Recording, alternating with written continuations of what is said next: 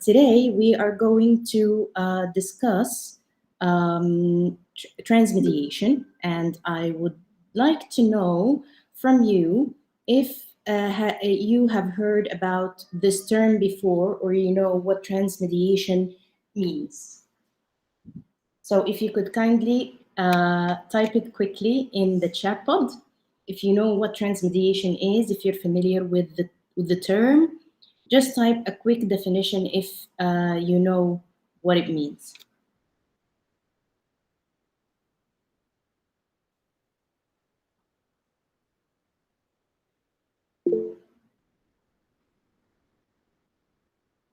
Okay.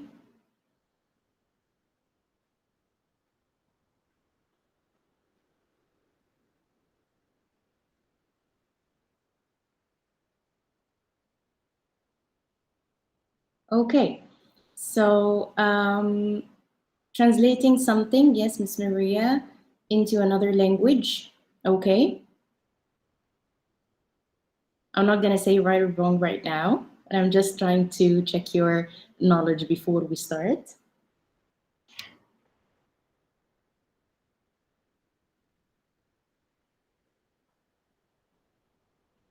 Okay, so let's take a look together, okay, at our session today. We, of course, will understand what transmediation means, especially in English as second language learning. We will also understand the research conducted and the lessons learned from adapting transmediation in ESL learning. We will also learn how to use technology in implementing transmediation in second language acquisition. So it's very important to understand how we think about education, because this actually has a dramatic effect, and it's directly proportional to what we do in the name of education. So the first thing I want you to do here today is I want you to scan this QR code with your phones. If you are joining from your phones, I'm going to copy and paste the link for you so you can go to this wall on Padlet. Okay. And well, I'm going to explain to you in a minute what you need to do on that Padlet. Here you can find the link. It's in the chat pod. Now I'm going to show you a small, like a part of a poem where I want you to add a photo on Padlet, and this photo should express what you think describes the main idea of this poem. So again, click on the link that is on the chat pod. You will find Padlet wall. If you aren't familiar with Padlet, I'm going to show you how you're going to use it now. No need to sign in, no need to register, nothing. Now I'm going to show you a poem, and I want you to find a photo that would describe the main idea of this poem. Now, before you read the poem, I'm going to show you quickly how you can use the Padlet in order to add the links in it, or to add a photo in it. Okay, so if you go to Padlet, this is the one that you will see here. Click on the plus sign here and click on search photo here. Start typing whatever you think would get the meaning or would show the meaning of that you understood from the poem. Okay, and once you click on it, you will see a lot of photos here. You simply click on the photo, okay, and then you click on publish. Okay, now getting back to the poem. So I'm going to show you the poem one more time.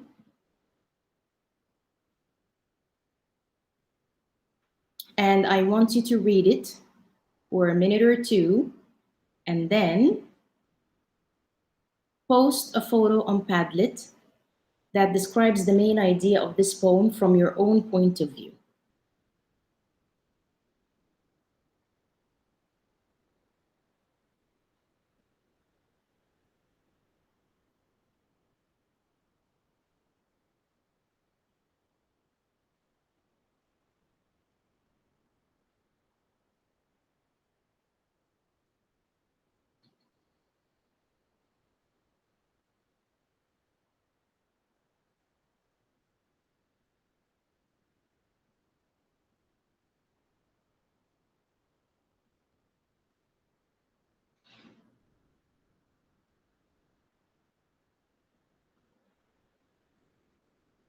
Okay, so let's see what you have posted so far.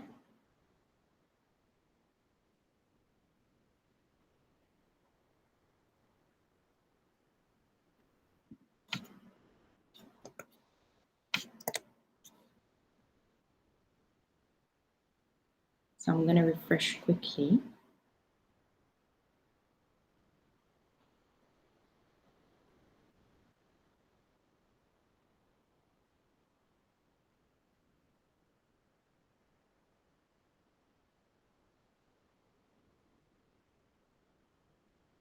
Okay, one more minute and then we'll move on.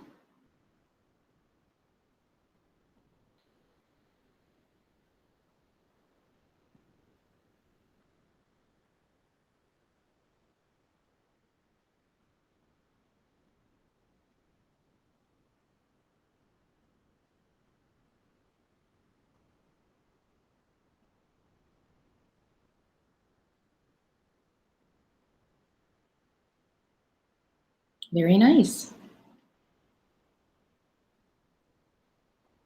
So I think you can all see the Padlet wall, and you can see that each one of you has posted a different photo about being a kid or about the childhood and how a kid feels, okay, when he's in school, or the pressure that he or she feels at that age.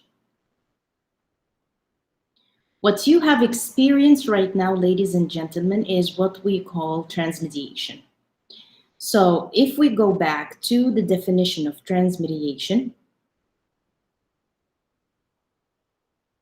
we will see that, okay,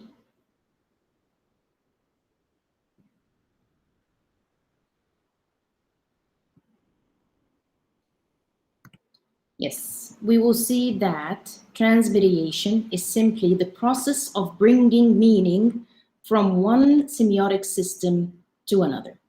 So what you did right now is that you have taken one semiotic system, which is words, and you have changed it into another word semiotic system, which is visual. Now, there are 5 semiotic systems. If you think about what you're doing in class, you have linguistic, you have visual, you have audio, you have gestural, and you have spatial. So trying to bringing meaning from one of these semiotic systems to the other is simply what we call transmediation. So what you did right now is one form of transmediation, which is taking the linguistic semiotic system and transforming it or bringing meaning to it into another system, which was the visual system. So why transmediation? So now you have experienced transmediation yourselves. So why do you think transmediation would be of benefit to you as a teacher and to your students? The first thing is reducing verbocentrism. What is verbocentrism? Verbocentrism is simply the privileging of language and meaning over other types of media. So imagine yourselves in your classrooms, speaking and talking and reading and doing all the types of linguistic approaches with your students through speaking or through, let's say, reading. but there is nothing else done in this classroom. So there are no photos to describe what's happening. There are no videos to show them what's happening or to express certain meaning or certain idea. So this transmediation technique helps you to reduce that, to reduce the verbocentrism and make teaching and learning more engaging. Of course, our students who are the 21st century students, who we call them digital natives, which means that they are born with the digital devices in their hands. They need to express their understanding in a more engaging and creative way than just by using words. So I'm sure that many of you have found a lot of their students having being more engaged and more motivated whenever they are immersed in an experience that has hands-on activities, such as let's say drawing, for example, or making a presentation.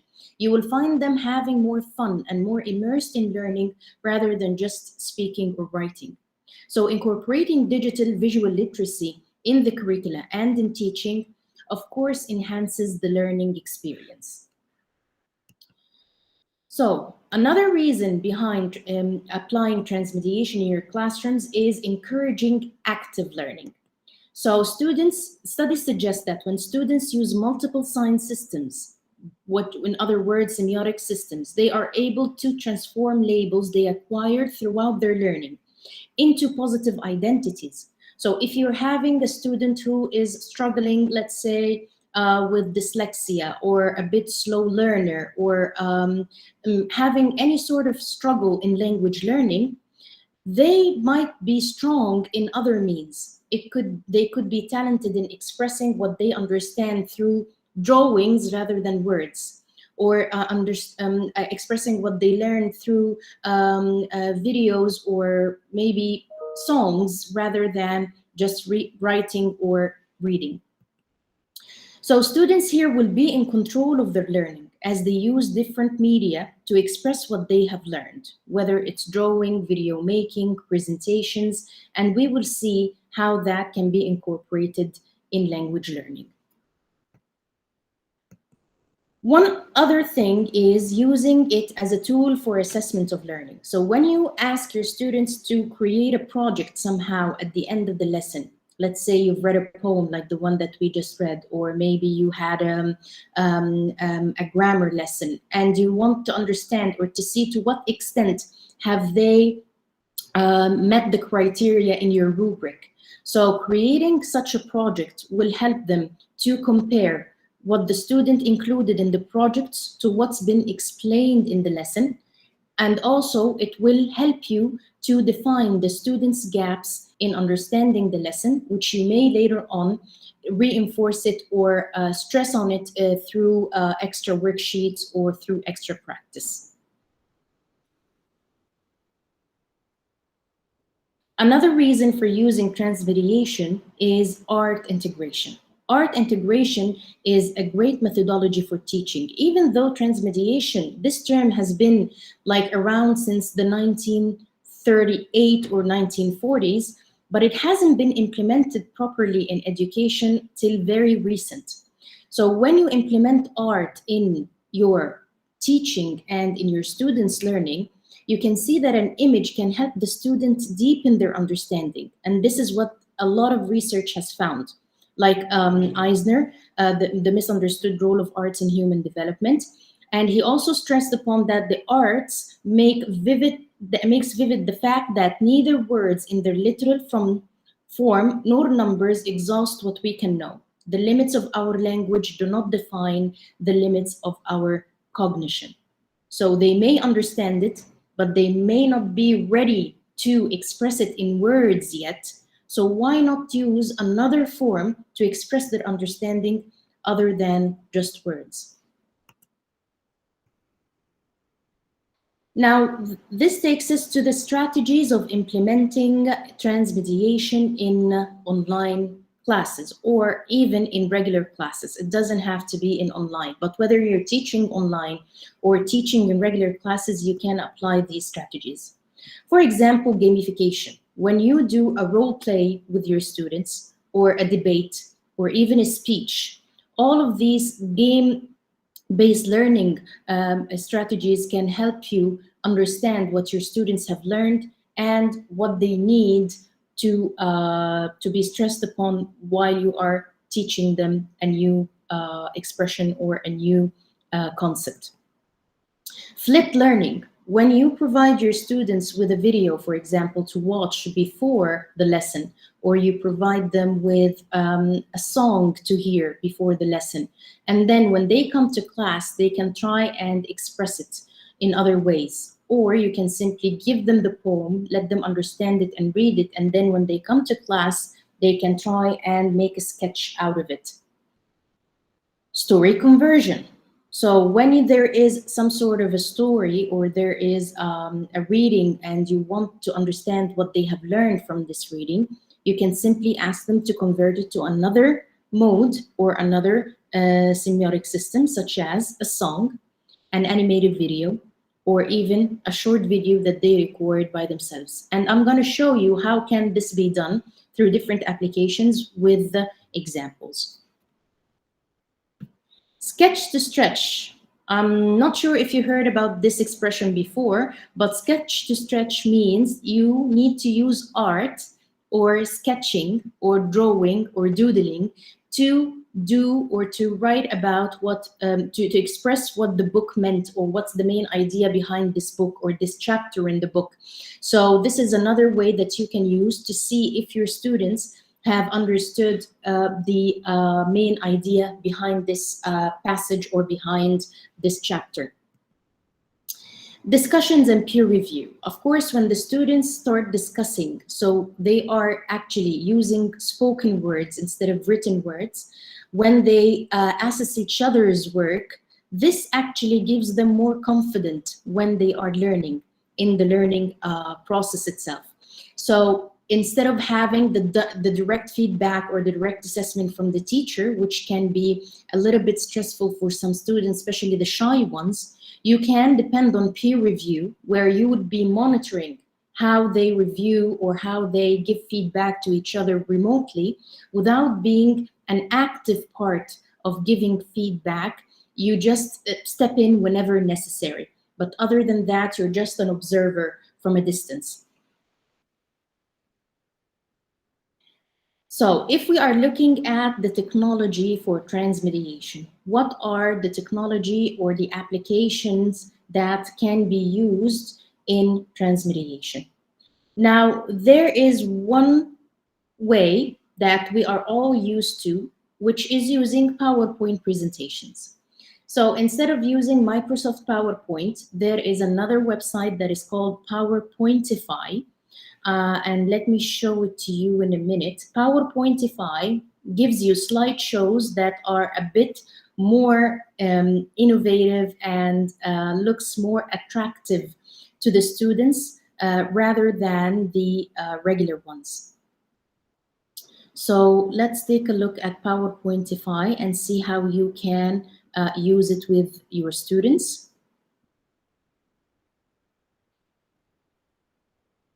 So this is PowerPointify.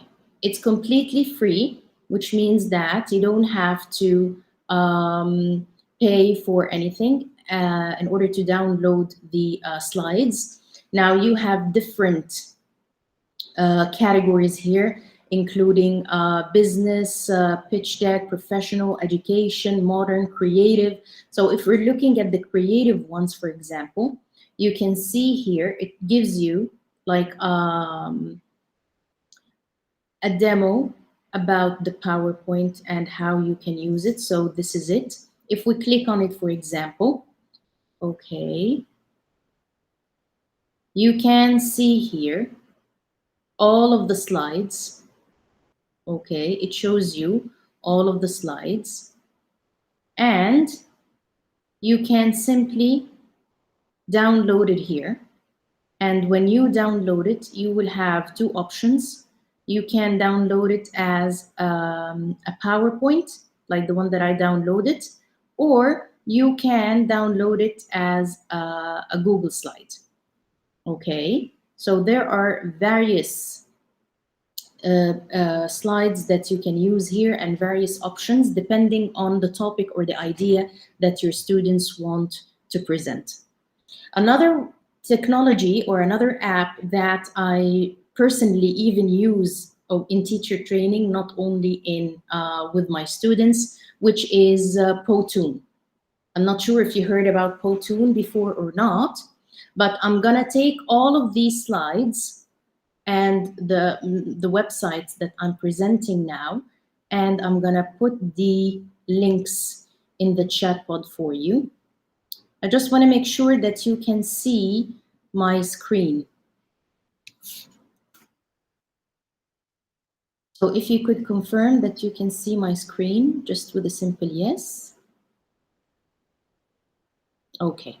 So the first link that I've added for you is PowerPointify. The next link is now for Powtoon. Let me show you first what Powtoon is.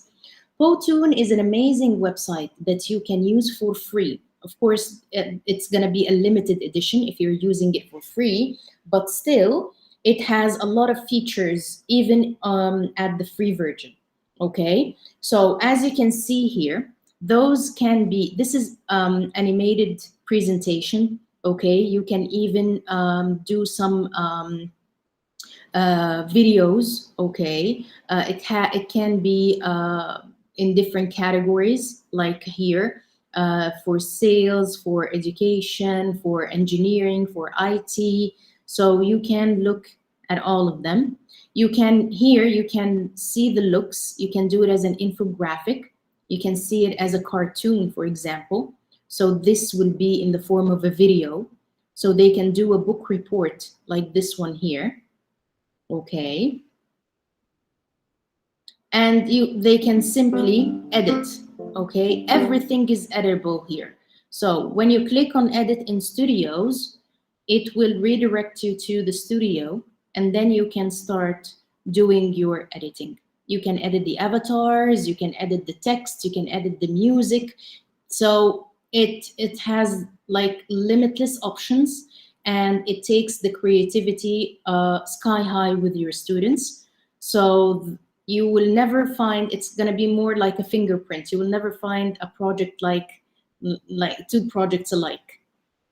Okay, so all you need to have is a good internet connection, and it's quite simple to use. You have here the layouts you can choose from, and you can choose to edit the title itself. Okay, so here, for example, I can write my own words. Okay, so I can say here, being a kid.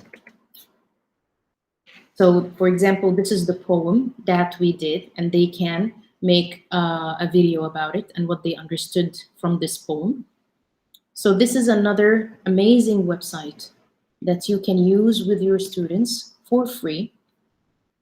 And I'm going to put the link here for you. Okay. So let me take you to home. Yep, that's the one. The next application or technology tool that I use also with my students sometimes, which is Pixton app. Pixton is a website that is dedicated to creating comic books. So it's a bit different from Powtoon. Powtoon is more about presentations and videos. This one is more about comic books. So they can create a comic book about what they learned in your lesson, whether it's a grammar lesson, vocab lesson, even reading or listening, so that they can summarize what they listened to and do it in the form of a comic. So this is also an amazing website that you can use. Again, it's still free for your students to use. So this is, for example, my avatar. So I created this avatar to express me as their teacher. Okay. Once you get in, you can create a wonderful thing that I actually like, which is called a class photo. In this class photo, once you add your students to the class, okay, you can see their avatars here. So all of the students together can be seen in this avatar. Okay, now here you can see some lesson ideas. So you can browse some ready-made ideas. You can search here by grade. Okay, you can search by subject. So it depends, let's say for ESL learning. Okay, you can see here the yes or no questions, sequencing time and events, greetings, and you will find a lot of innovative ideas here that can guide your students on how to start. Okay, and here is the plan of how you can do it. Okay, it even provides you with a plan on how to apply this project with your students in class. So allow the students to work in partners, have students to role play the comics, provide translation of basic greetings in home language, provide examples and picture cards of basic greetings. Okay, and you can find it here. Okay, and this is the comic after they have created it. Okay. If you have any questions, please feel free to put them in the chat pod about any of the applications that I'm sharing with you. I just want to check that I shared Pixton. Yes, I shared Pixton with you. Okay. Now moving on to the next application, which is called Songify. I don't know if you heard about this one or not, but Songify is an amazing application that you can download either on your computer or on your smart devices such as iPad or iPhone or even Android phones. And what you need to do simply is say the sentence. So it takes the words and converts them into a song. So they provide you with the beat, they provide you with the instruments and everything, and all you need to do is simply say the words and it will be converted into songs. So let me show you an example here. Just one second.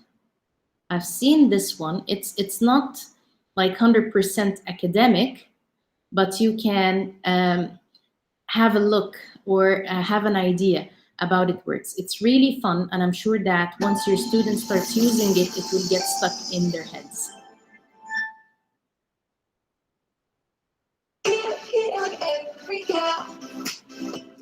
So this is, so she's simply speaking, and the music is, the music is done by the application itself.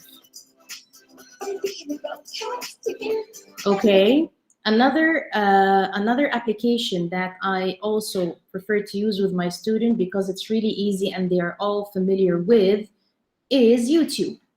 So they can simply download YouTube Studio, and or they can record a video and then upload it on YouTube, like this one, for example. Research written, performed, and edited. This is an example for lower grades, but it can be also done for upper grades. Okay, so this is a song for science. It can be also applied for English if they are learning about new terms or new vocab. What's a phenotype? So if your students are artistic enough, they can do something like that. Why not? So this is another form of transmediation. It's like rolling dice. It's red. Okay. Another form of transmediation that you have applied actually at the beginning of the session, which is using Padlet. Padlet is also an amazing tool that you can use when you are applying transmediation.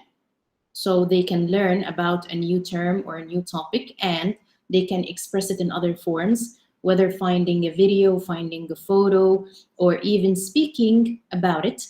Okay, so they are trying to use a different form to express their understanding. One more application that I'd like to share with you, which is Puzzle. Now, Puzzle is a wonderful application. What it does is, yes, let me show you how it works. You can add any video, and this video can be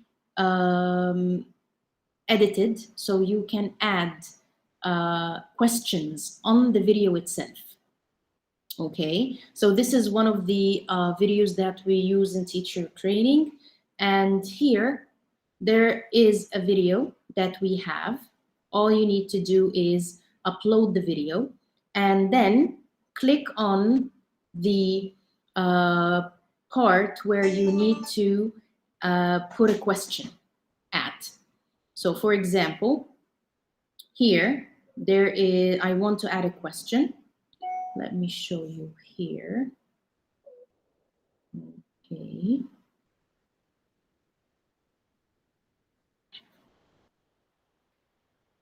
Yeah, so this one here,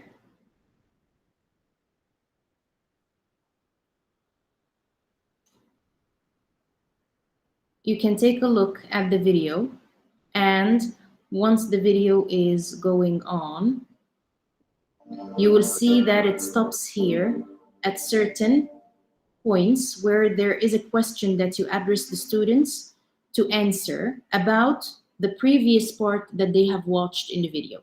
Now, as you can see, as a student, you can't skip right away to the question. You have to watch the full video until you reach the question, and then you can answer it. How do you do that? You can add content either by discovering the Puzzle library itself, or you can upload your own video if you have recorded a video for your students, okay? Or you can simply copy and paste any video from YouTube. If there is a video on YouTube and you want your students to watch, you can also do that, okay? So this one, for example, here you can pick by subject. So let's say for English, and here you're gonna pick the grade level, okay? You have up to 12th grade or even higher education or college. And you can see here a lot of videos that you can use, okay? So let's say I choose this video. Now, if I want to edit it, what I do is I click on edit here. You can edit multiple options. You can either cut the video if it's too long. This one is 3 minutes and 30 seconds. Let's say I want the students to watch only the first 2 minutes only. So I cut up till here, okay? And here you can do a voiceover, which means that you can add your own voice, but it's not applicable here because of YouTube terms and conditions. Or you can add questions about the video here. So let's say I want to add an open-ended question. Now I'm gonna add my question here. What are the birds doing, for example? And I'm gonna click on save. Okay, now this question, you pick which minute you want to have the question at. You can also add a multiple choice question. And here, you can say, for example, the birds are blue or let's say green, and you pick the right option. So it auto-corrects your students' answers as well. Once you're done with that, you click on finish. Okay, and in this case, you try and assign it to your classroom. So you pick the class. Let's say my class is ESL, and I'm gonna assign it to it. You can put a start date, you can put an end date, and then you can click on assign. Adding your students to the class here on Puzzle is quite easy. You can simply do it with their email addresses, okay, and then they can join your classroom easily via email. That's it. Nothing else is needed. Okay, so let me share the Puzzle link with you. Again, it's completely free. So it's you don't need to have any sort of payment or subscription. Okay. And Songify, I want you to also know more about Songify. It's here.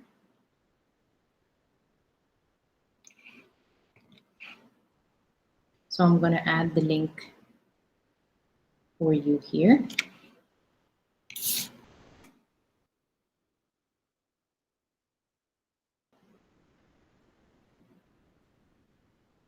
So now we have been through PowerPointify. We have seen Powtoon. We have seen how you can create videos on YouTube and how we use Padlets and Songify for creating songs and Pixton for creating comic books. So thank you very much for being here today. If you have any questions, please type them in the chat box.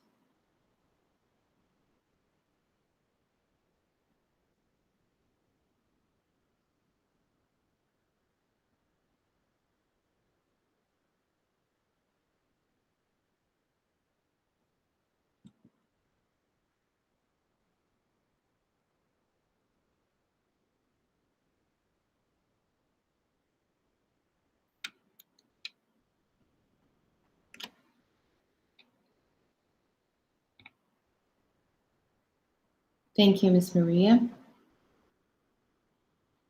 Thank you, Dr. Samar.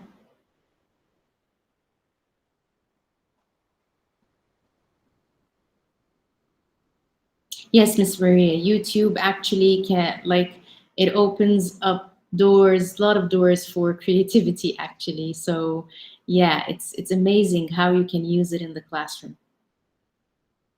And YouTube with Puzzle as well can create a great application of learning languages or concept, checking the concept understanding. So yeah, it's amazing how they can actually be integrated together.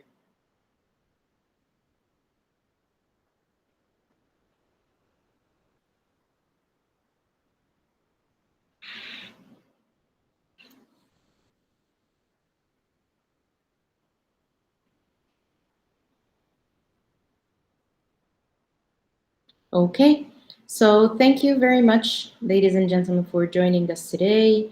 It's been a pleasure being here with you. And if you have any questions or you need to know more or you need to get in touch with me regarding anything, just send me an email. I'm typing my email here at the chat pod. And I'd be more than happy to connect with you anytime. Thank you. Thank you very much.